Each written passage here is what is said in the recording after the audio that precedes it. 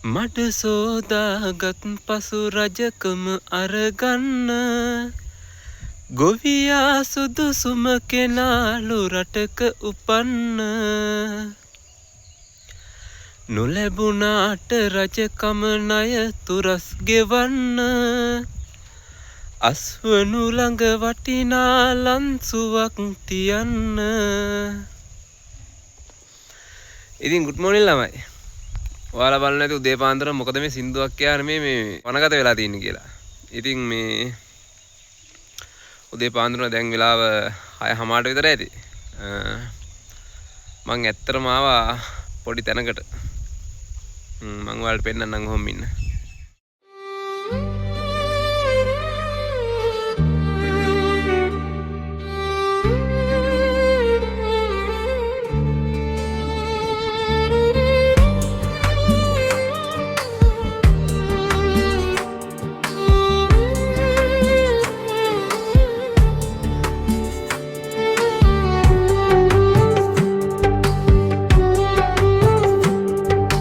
මඩ සෝදාගත් පසු රජකම අරගන්න ගොවියා සුදුසුම කෙනාලු රටක උපන්න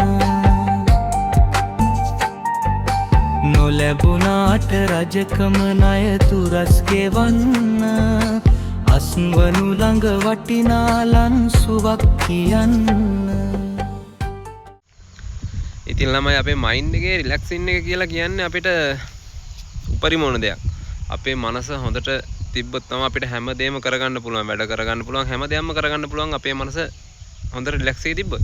ඉතින් මම ආවා අපේ වත්තපල්ලෙහා තියෙන වෙල්ලෑය පැත්තට. මාරම ලස්සනයි ළමයි. ඇත්තටම කියනවා නම් සීතල හුලඟක් හමාගෙන යනවා. තාම මේ උදේනේ දවල් වෙලා නැහැ. එතකොට අවුව සැර නැහැ. ඉරේලිය අඩුයි. මාරම සෞම්‍ය කාලගුණයක් තියෙන්නේ. ඇත්තටම මේ අර වැඩ කරලා ප්‍රෙෂර් එකේ ඉඳලා මේ වගේ තැනකට ආපුවාම මාරම විදියට ඔළුව නිදහස් වෙනවා. මාත් එක්කම මගේ තව යාළුවෙකුත් ආවා. මේ ඉන්නේ. හයි කියන්නේ මෙයාලට. කො හයි. ඕන් එයා ඔහොම තමයි හයි කියන්නේ. කො මේ බලන්න. ඕන් ඉතින් අපේ බල්ලු නායකතුමා ඔයාලට හයි කිව්වා. ටික පොඩ්ඩක් ඇවිදගෙන යන් අපි ඉතින් බහිමු නියරට හාහා පුරා කියලා. පොඩි දෙයක්. වෙල්ලායකට කුඹුරකට බහින කවුරුත් සෙරප්පු දෙකක් දාගෙන කුඹුරකට බහින්නේ නැහැ. ඒක අපේ පැරණන්ගේ අපේ ගොවියාගේ සංස්කෘතිය. ඉතින් අපි සෙරප්පු දෙක ගලවලා බහිමු නියරට.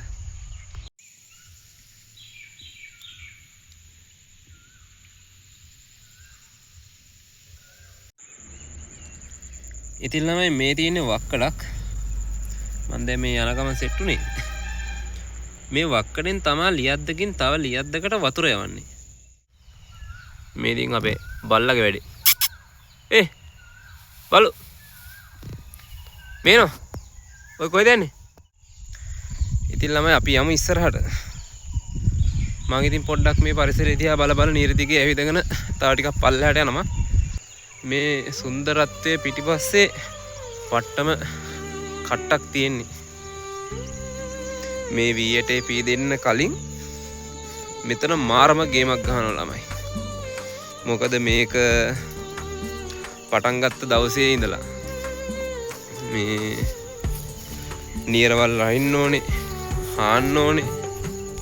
ඊට පස්සේ නියරවල් බඳින්න ඕනේ. එකී මේකී නොකී සෑහෙන දේවල් කැටියක් තියෙනවා මෙතන. වී ඇටේ පැලවුණාම ඒ පැලවිච්ච වී ඇටේ පැලවිච්ච දවසේ ඉඳන් වී ඇටේ ගහපුවම සාමාන්‍යයෙන් මාස 3-4ක් විතර යනවා ඒකේ අසන නෙලා ගන්න. ගොඩක් දුරට මේ පොළොන්නරුව පැත්තේ නම් කුඹරක් සාමාන්‍යයෙන් මේ අපේ පැත්තේ නම් අක්කර 2මාරක් විතර වගේ තමයි එක්කෙන්ට කුඹරක් තියෙන්නේ. එතකොට ඒ කුඹුර ළමයි සාමාන්‍යයෙන් ලියදු 10කට 12කට විතර කඩලා දිනවා. ඒ කඩපු ලියදු ඉස්සල්ලාම තියෙනවා බින්හිය කඩනවා කියලා. බින්හිය කඩලා ඉවරලා ඊට පස්සේ ටික දවසක් අපි මඩ ටික කුණු වෙන්න ඇරලා අපි ඊට පස්සේ කියනවා දෙවෙනි හීයට දෙහිය කියලා. ඊට පස්සේ පටන් ගන්නවා දෙහිය හාන්න. දෙහිය හාන එකෙන් ළමයි අර කැට කැට වගේ තියෙන දේවල් ටික මේ මැටි ඔක්කොම කරලා දාලා ගානට සාමාන්‍යයෙන් දියාරු මට්ටමකට හදා ගන්නවා. හදාගෙන ඉවරලා ඊට පස්සේ අපි තුන්වෙනි හීයට කියනවා පෝරු ගන්නවා කියලා. හරිද? ඒ පෝරු ගාන එකේ කරන්නේ පෝරුවක් මැෂින් එකේ පස්සාට බැඳගෙන ගානට හරි මට්ටමට හරි ලෙවල් එකට මේක හදන එක තමයි කරන්නේ. ඊට පස්සේ මේක කරන්න ළමයි මේ ඊළඟට නියරවල් කපනවා. මේක සාමාන්‍ය නියරවල් ගත්තාම නියරවල් වල වල් වැවිලා තියෙනවා. ඊට පස්සේ ඒ වැවිලා තියෙන වල් පොඩ ලයින් කරන්න ඕනේ. නැත්තම් කැලෑ වැවෙනවනේ. යන්නවත් බෑනේ. නියරක් හදන්නේ මේ ලියද්දට අපිට යන්න ලේසි වෙන්න. එතකොට තව වතුර රඳවගෙන තියාගන්න ඒ වගේ දේවල් වලට තමයි නියරක් හදන්නේ. ඉතින් මේ ඊට පස්සේ ඒ නියරවල් හරියට හදලා තියාගන්න ඕනේ. ඒ හින්දා නියරවල් ටික ළමයි සුද්ධ කරලා දාන්න ඕනේ. සුද්ධ කරලා දාලි වල සුද්ධ කරලා දැම්මට මදි.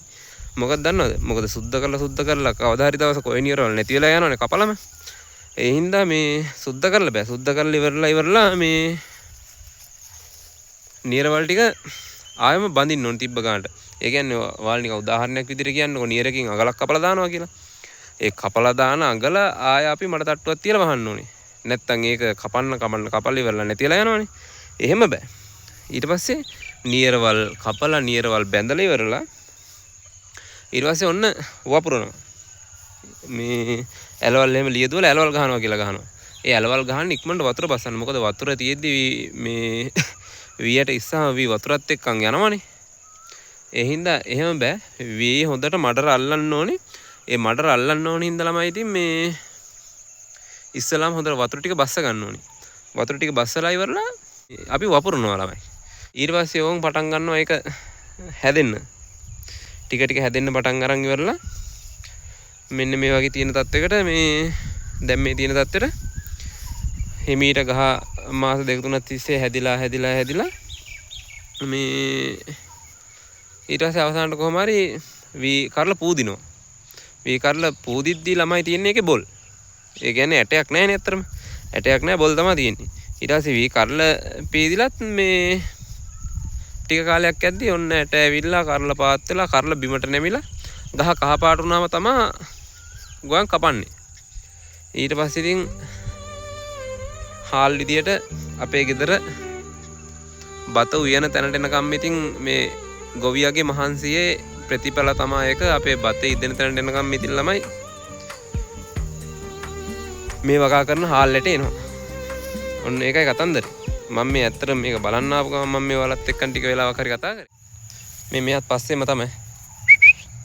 කොහොම මේ අපි බලන් ඉන්න ළමයින්ට හායි කියන බල්ලු. මෙන්න අපි දෙන සෙල්ෆියක් ගන්න. ඕන්න මායි බල්ලුයි ගන්නවා සෙල්ෆියක් කො. ඒ කියන්නේ.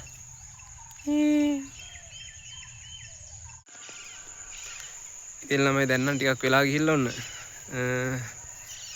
ඉරෙලියක් දැන් වැටිගෙන එනවා. දැන් අර උදේ කියන අර පාන්දර ගතිය දැන් පොඩ්ඩක් ගිහිල්ලා තියෙන්නේ. මං ආස අර ගොම්මන් වෙලාවත් නෙමෙයි, හැබැයි උදේමත් නෙමෙයි වගේ වෙලා ඒ වෙලාව නැති වෙගෙන යනවා දැන්. ඉතින් මම කතාවෙන් කොහොම හරි ඔයාලත් එක්කන් කතා කර නියර් දිගේ ආවා කුඹුර මැද්දටම. අපේ වෙල මැද්දටම ආවා. දැන් ඉතින් කෝ අර තක්කඩිය. අරේ ගිහිල්ලා බල්ලා මාව දාලා අර පැත්තට ගිහිල්ලා. ඉතින් මාත් යනවා දැන් ඇති ඇවිද්දා. ඔයාලට ඉතින් ජයම වේවා කියලා ප්‍රාර්ථනා කරනවා. අපි ආයෙ දවසක තවත් වීඩියෝකින් සෙට් වෙමු. පරිස්සමෙන් ඉන්නේ නා. එහෙනම් මම ගියා. බයි.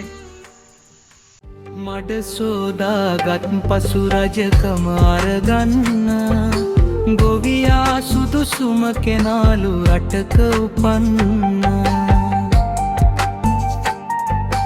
නොලැබුණාට රජකම ණය තුරස් ගෙවන්න අස්වනු ළඟ වටිනා ලන්සුවක් කියන්න.